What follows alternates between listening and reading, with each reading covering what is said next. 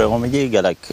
تيت مازن هابون يعني شكافن دويتين نحدا يعني بالي صد صولة يعني وكاف تيو مع عملية تقريبا نزيكي صدي بفيا وتقريبا هزو بنديتي هنا الفيري بوري بينو كات توتناب كوينون بو متوي مثلا دول في بخو بنا رخيمي صلورو دو بخو شكل بدل إينان دو دهني بتشيت خصو بدل إينان توتناب كوينون بو ياختي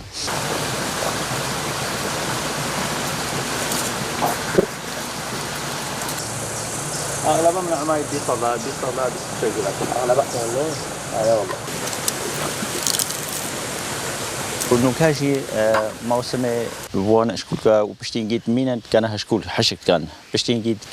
بين داك ميتا بيفا ابو قادتا بين هشكولكو دوري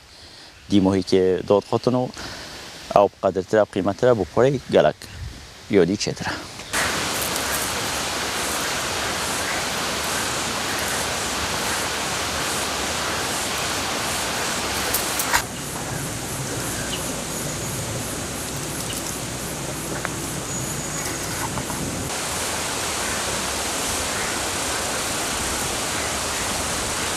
حتى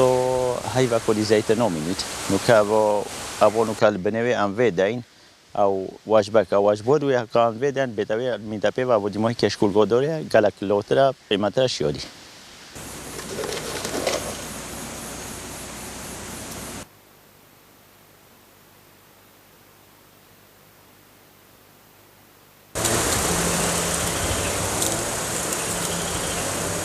يو هاي تيقاسبا يو هاي تيراشكا يو هاي تياكو دينوكا ايكيونو بنتيو بهجاتيا ومونوغاميا تيشامبيا هاي ايكي موسم خويا اغلبها تيقاسبو افتيراشكا تقريبا ايك موسم دو تشيد بن يو ديت بوشتا تيشامبي ديمويكو خرقو تشيد بيت اباجي خرب هما ايك بر هما يشتيه بس يو هاي چوبش نواكي هاي وجو بس ايش ايكي فرق ترى مثلا ايك في بيسروجو اون هاي وكي بريوري مثلا تشامبي هاي وكي ديف تيرو تشيد بيت خصو يعني ايش بري ايكي تشيد بيت نيجي تشاكي دي بجم